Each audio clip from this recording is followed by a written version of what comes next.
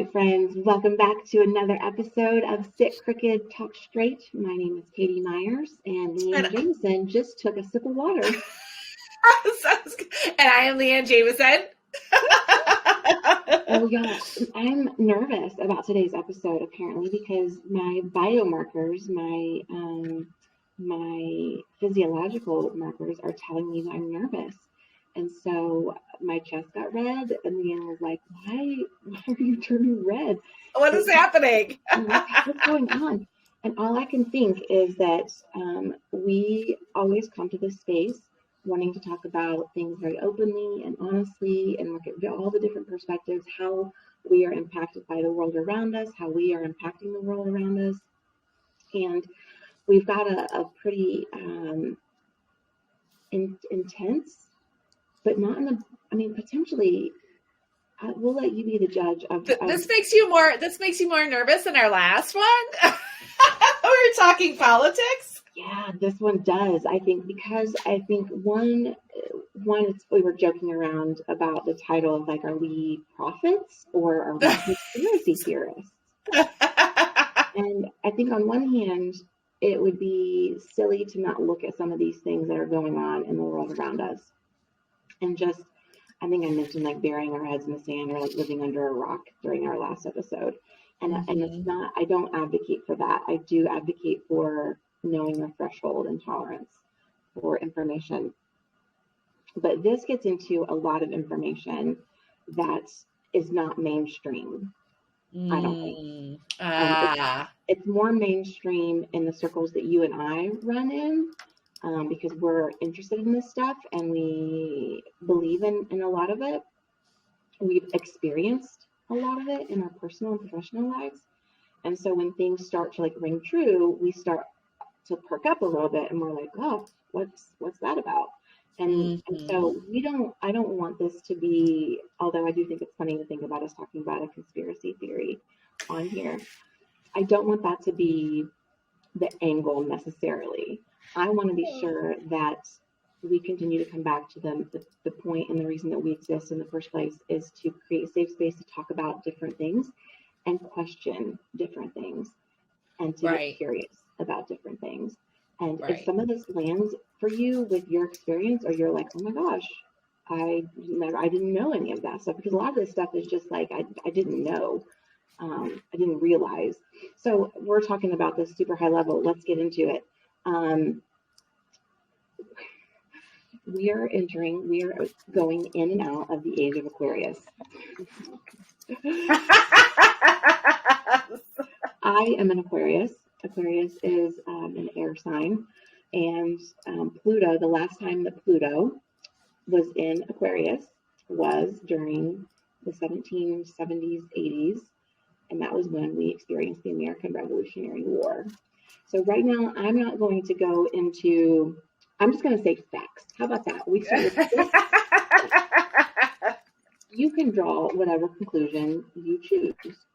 I'm going to pull up some information, and we're going to pull from history books.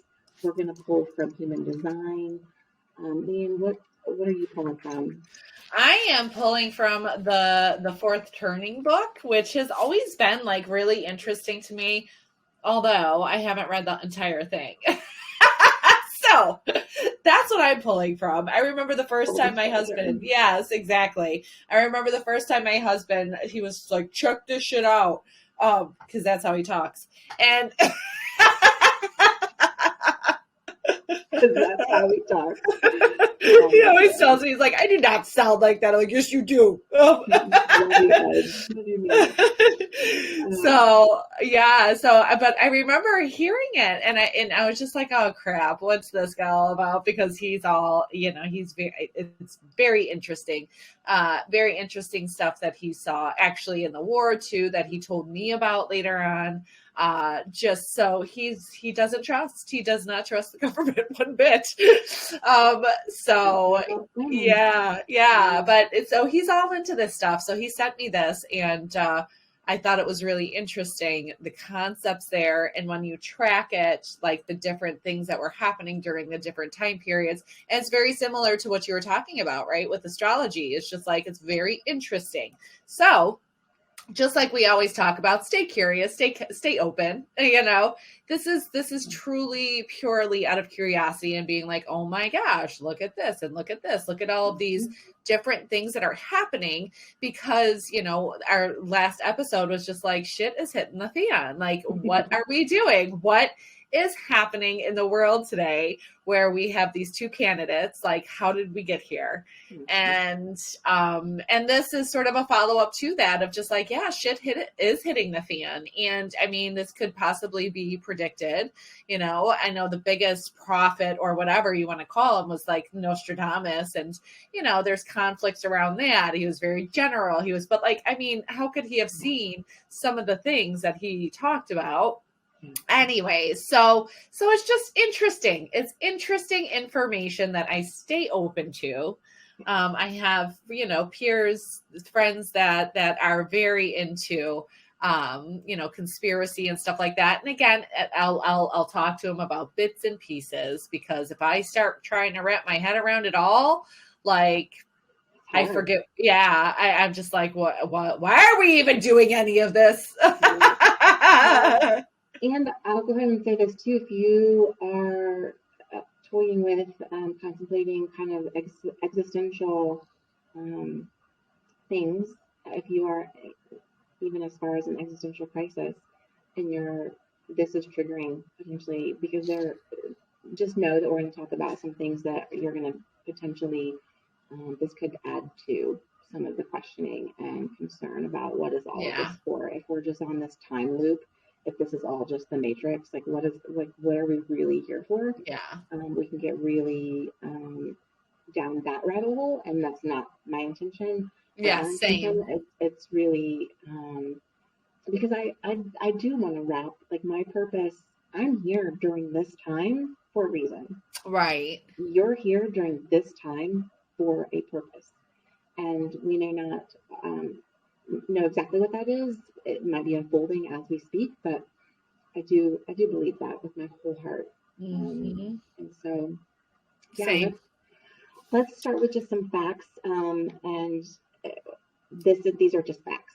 Okay, so the comparison between 2020 and 24 has come up a lot, and I'm sure if you are in the social media world, you've seen some of the comparisons, whether it's like a meme or like, is there a glitch in the matrix? But like 2020, Chiefs 49ers Super Bowl.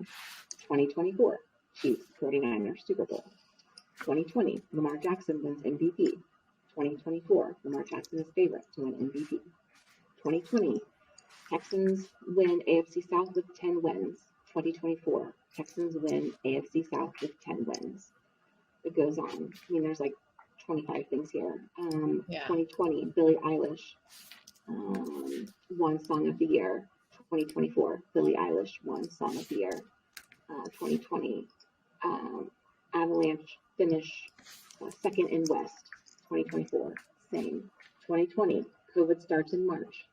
2024, is there a part 2 coming? Right? And there might be, the majority of what I just read, and there's so much more, I'm not going to go through all of it, was mostly around sports. But that's, I mean, you have to, even if you're like, that's stupid, you can't deny that like 2020 and 2024, and then we go into our election year, like 2020, Trump versus Biden, 2024, Trump versus Biden. Right. There's just so many of these comparisons that it's hard to just ignore it. And some people might be like, all right, I'll have fun with it, and I'll just kind of notice it and not put too much stock into it. That's cool. Like, I'm actually more in favor of that being the approach than like changing your whole life or making radical, massive changes. Although I do believe, because I'm going to now get into more astrological content and less historical fact, but there's some historical fact woven in here. Pluto is known as the planet of growth, evolution, and moves into the sign of Aquarius, encouraging us to embrace individual change and change on a global scale. So Aquarius Mm. is an air sign, unafraid of radical shifts and leaps. I'm an Aquarius. I love change. For the most part, when I was in administration and CEO and executive director of programs, that was actually my Was your uprising jam. and my downfall. It was my jam, and it was a big liability because I don't know if you guys know this, but not everybody loves change. Um, Whereas I saw change as nothing but opportunity. And I'm like, oh, Right, right.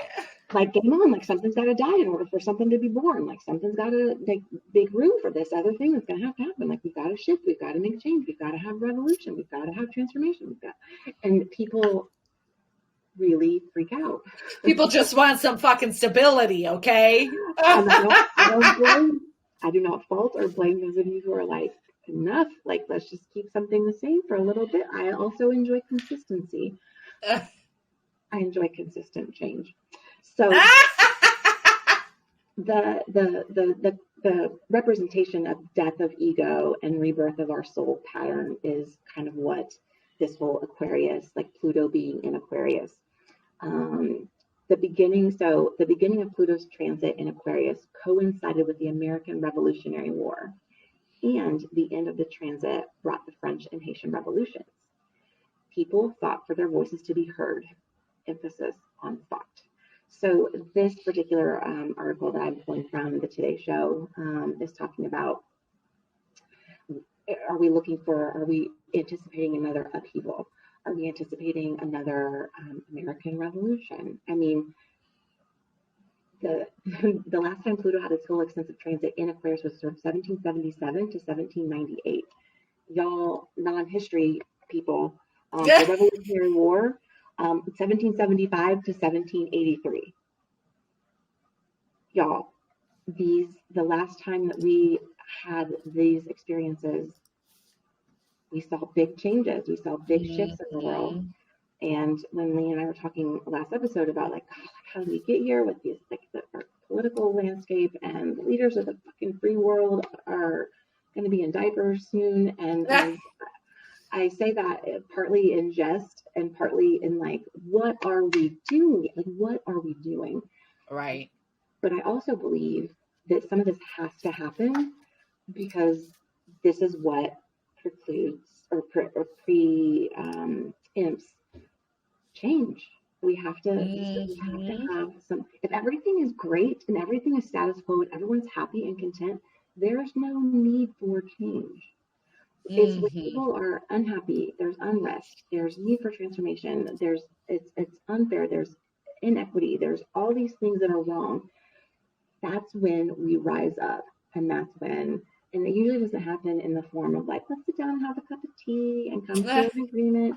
It's usually, at least our history has shown, it's usually in the form of opposition, upheaval, war. And we're seeing war, and we've always seen war. I'm not saying that these wars that are happening currently are necessarily, maybe they are, I don't know. I'm every history teacher on the planet is rolling their eyes right now at what I'm saying. I know. Well, and it's like, I get so frustrated. I was actually thinking about this as I was walking from my car into the house the other day from dropping my daughter off at school. I'm like, just a random thought of just like, why does it always have to be war? Like, why can't it be us coming together compassionately? Like, I don't get it. And then, like, of course, I go into all my theories about just like, it's because the man, rules the world. And I'm not saying that women, can't be the same, but it's more of this like masculine energy. It just hurts my heart. It's just, it's one of the biggest things that my husband and I disagree on. He does believe like there has to be this huge upheaval. And I mean, history has shown that there has to be. And I mean, when we think even about like, the breakdown before the breakthrough, that's tumultuous. That's digging shit up. That's, I say that term because I use that term, right? Where it's got to be the breakdown. It has to be the breakdown. What other fucking option do I have to look at? Because I want to keep my optimism, right? I want to don't want to go into that place of like, we're all fucked. Like, you know? Well, we have choice. We have choice in how we want to look through whatever lens we're choosing to look at it through, right? Like, and if it's opportunity, half glass full, then that gives me a different energetic vibe than me, Chicken Little, the sky is falling, the sky is falling. Yeah, true. Empty. It is the opportunity war then. Is that what we're saying? I mean, again, history. Kind of. Well, and I just did a women's group. I consult at a law firm here in Atlanta, and we did a women's group for 6 weeks. And one of the women asked for the topic to be half glass full, half glass empty. Mm-hmm. Can it be both? And so it's where we kind of dissected this world where we often, especially as women, have to occupy both spaces. We have to, right? Like in this being both the masculine and the feminine, it's the right brain and the left brain. It's the brain. It's all of that, and these two seemingly opposing things can occupy the same space. Where do you land with that is very personal and very individual, but I do think we have choice in how we decide to look at it. Either like, yeah, this is an opportunity for us to finally like get shit right and like do things differently, or we're all fucked. The reality is that the external may all look the same. The external may not change even an iota. The external may play out exactly the same in both scenarios. The difference is what's going on in you. Yeah. Or how we choose to move forward differently. Right. Do you think that could be? Right? How we unify and how we choose differently. And are we going to choose differently? Or did we try to choose differently at these other times too? And then, you know what I mean? Oh, I could just see this is why I'm not a philosophy major. Well, I get way too messed up. This is good though, because I feel like a lot of people have these similar trains of thought and they get frustrated or they get overwhelmed with it because it is. And again, you have a choice of how much time you spend on this. I think about COVID. I mean, this week that we're recording 4 years ago was the last normal week that we experienced pre-COVID. Beginning of March 13th was actually the day that it was Friday the 13th. That was the day that like shit really started hitting the fan and things started closing down and people started to like take it. It went from this, oh, this thing is happening out there in the world to like, oh, it's happening right here. It's in my backyard. It's in my house. It's in my family. Do you remember all that fear? Oh, so much fear. Well, so what an opportunity we had to come together. And what did it end up doing? It ended up polarizing the maskers versus the anti-maskers, the vaxxers versus the anti-vaxxers. Like this was created by the government versus like this was right. Like it just created so much divide.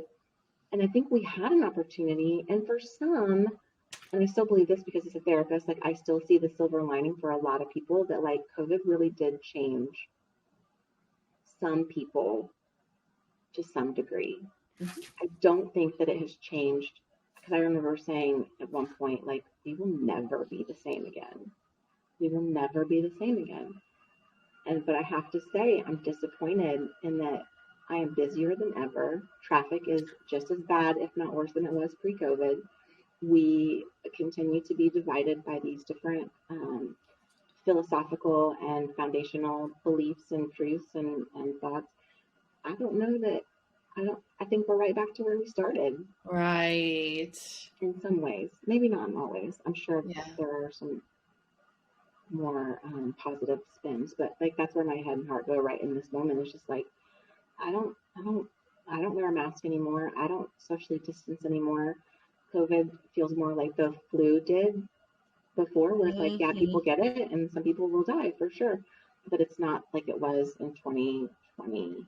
Right. Oh, like 4 years. 4 years ago. Weren't you making those differentiators, or like, no, not the differentiators, the similarities between 2020 and 2024? Yeah. It is literally like, and the question of like, is this a time loop? Like, or is there like a glitch in the matrix of like, oh, somebody didn't, whoever's in charge didn't like, they didn't look at that bug. We have to Oh, I it's sort guess of like the lessons that we continue to learn as we like, as our soul, exactly. If we don't learn the asks. lesson, guess what? We repeat the Yes. lesson. If we don't learn, we repeat it. And so maybe not that, I mean, I hope I'm wrong. I hope that we get through 24 and everyone's like, remember that episode you and Leanne did on conspiracy theories and like how wrong you guys were? I will eat that up. I Yeah. will happily. And we need change. And so something's gotta give, babes. Like Right. something's gotta give. Right. Well, I'm just looking again, like how we started off with like astrologically, like this is what's happening. And there's so many different ways to look at it. The Fourth Turning is the book that I mentioned, which some people, again, my husband brought it to my attention. And I was just like, this is really interesting. This is really, really interesting. And I don't want to ignore the interest in the patterns that continuously happen. And when are we going to learn the lesson, right? Where it's like right in this space where there's like between, and I know this is a big gap, but they talk about like every 80 to 100 years, we're sort of on this loop, and they section it off into 4 different like dimensions, 4 different, eras, if you may. And we are currently in the crisis according to like time frame and everything like that, because the last crisis phase was the Great Depression and World War II. So it roughly spanned from the 1920 to the 1940s. Think about what was happening. People were, like, oh my gosh. I just think about like how many people committed suicide and how many people, like, it was just a lot of economic hardship. It was social upheaval. It was like global conflict, right? And that's what typically happens in a crisis. Think about everything that's going on now. I mean, like, how many times did you hear we're in a recession? We're in this, like everything's inflating and people aren't living, and like, and then the crisis that happened actually during COVID, which was not even just COVID, but like that in itself is a crisis. Pandemic, identified, but like people couldn't pay for their shit because they were getting laid off, economic hardships, like all of these things. We're seeing it happen somewhat, today. I can't tell you how many people that I've talked to that have gotten laid off, or, so being able to look at the Fourth Turning, according to the Fourth Turning book, is this it's a time of this great upheaval. And to your point too, transformation, right? It's marked by the crisis, and the transformation is the collective action. How we choose to move forward is totally up to us. We can choose to move forward in war again, or we can try something different, right? Or maybe the something different comes after the war. I don't know, because I don't predict shit. I read books that predict shit. So I'm not a prophet. Right?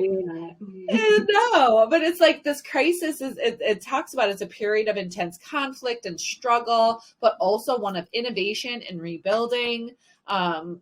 Institutions undergo significant change. I mean, think about all the change that happened, especially during COVID, and the institutions around it. And healthcare changed so dramatically with like a virtual and like access to, even like the boutique and like kind of the different healthcare plans that are being, I'm learning so much more about. I don't know enough about it to speak intelligently about it at this moment, but you're right. Like there are so many changes.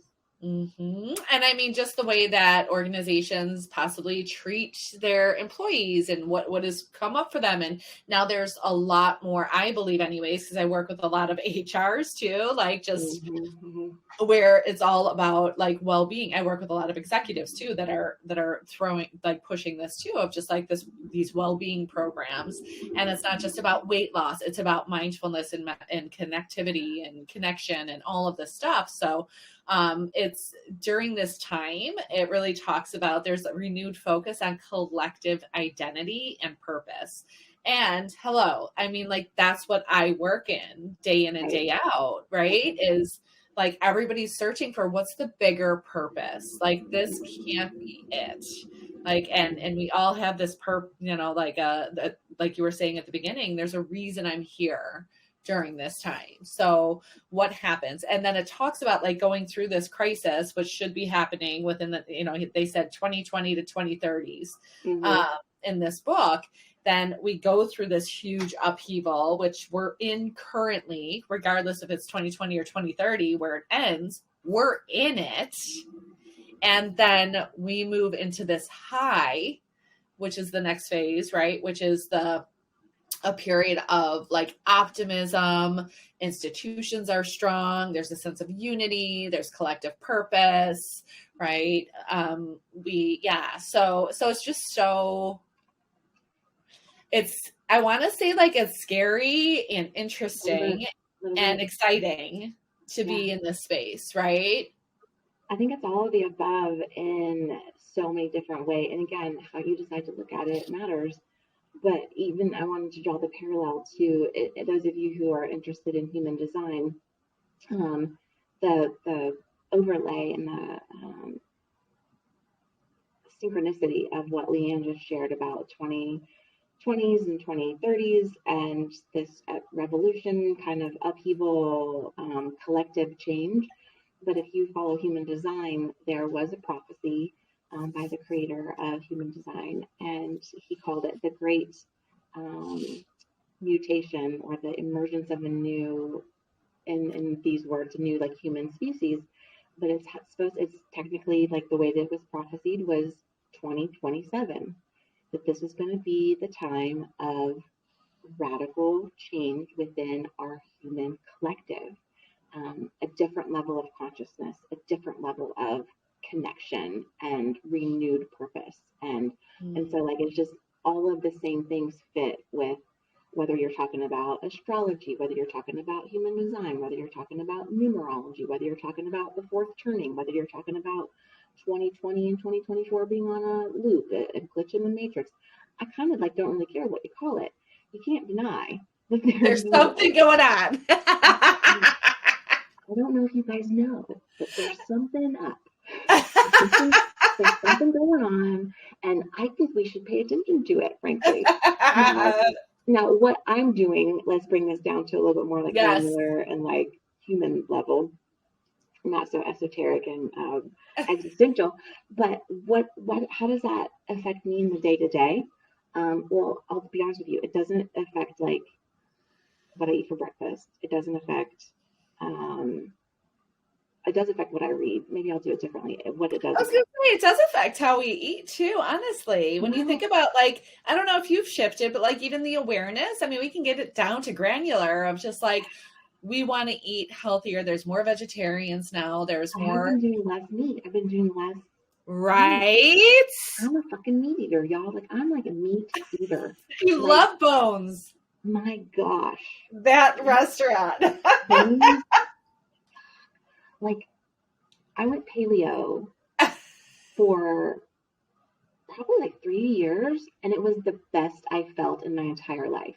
Now, probably 10 years later, the thought of being paleo and how much meat and just what I know about the industry, it makes me a little bit queasy. So maybe you're right. It does affect what I had for breakfast. Because I know I'm going more organic and dairy free, and like, I mean, this is the collective consciousness. That's how I see it anyways, is that it's an energetic field. It's this, we're paying more attention to not only our purpose, but like what fuels us and the environmental factors and like what cleanses our body and what fuels our body. And like, and it's beautiful. I think, like, of course it's like, I don't want to give up my fucking chips and shit like that. And like, all that. Cupcakes, bitch.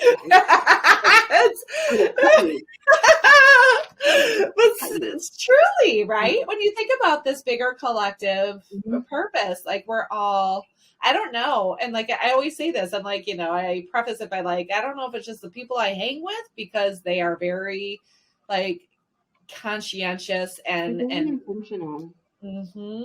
Yeah, like that's, and you're right, very like, in tune. Very in tune. But I think that's like the bringing it back to, right, like, how does this impact me on like the day to day? Is I do find myself more intentional about what I'm fueling my mind, what I'm fueling my body, what I'm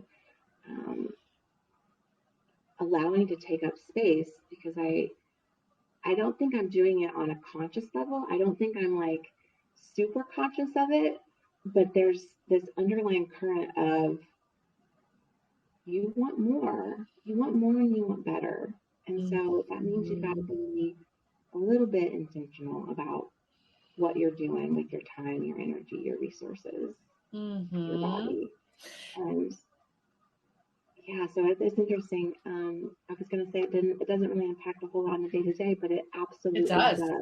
It absolutely does. And on the other, spectrum of it, where people, so like, I feel like you and I, well, I'll speak for myself, like I'm moving into it with curiosity, with a little bit of fear. I'm not going to deny that. Right.